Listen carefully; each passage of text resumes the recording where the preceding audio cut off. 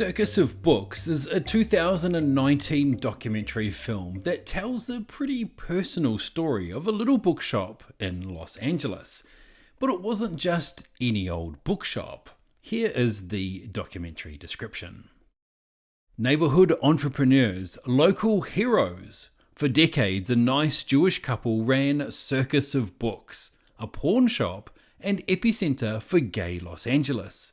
The director-daughter documents their life and times.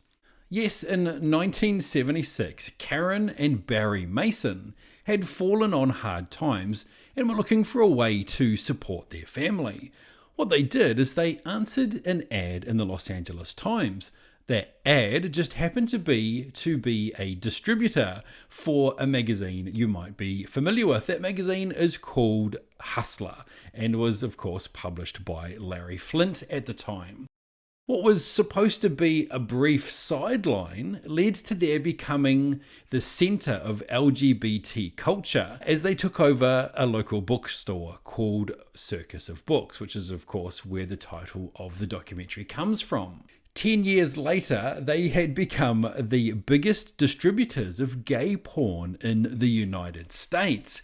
The film focuses on the double life that the Masons led, trying to balance their time as being parents with being the center of the LGBT culture at the time there in the 70s and 80s. Of course, during those times, LGBT culture was not widely accepted. The Masons faced many challenges, of course, among those facing jail time for federal obscenity charges.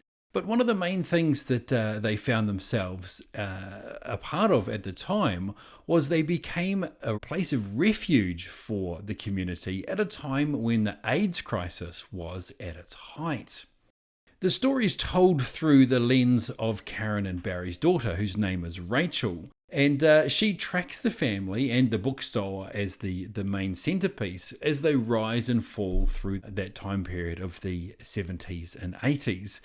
Now, I'm usually a bit wary when documentary filmmakers put themselves into a documentary, but what Rachel does here is she balances it well enough that she's not taking over the story. She just pops in from time to either give a story marker or to lead things along through an interview with family members, etc. So what that meant was that things were balanced pretty well throughout, but what it also gave was a real intimate feeling to the story. We're right there for some really sweet moments, but we're also there for some really dark moments as well. And overall, I came away feeling like I was really well and truly involved in the story. So I guess from that point of view, it certainly was a success. This documentary as a whole is a really intimate glimpse into this family and the unique role that they played in the LGBT scene in the 70s and 80s. It's a fascinating story that's quite understated in the way that it tells its story. And I reckon if you're looking for something a little bit different, then this is most certainly worth checking out.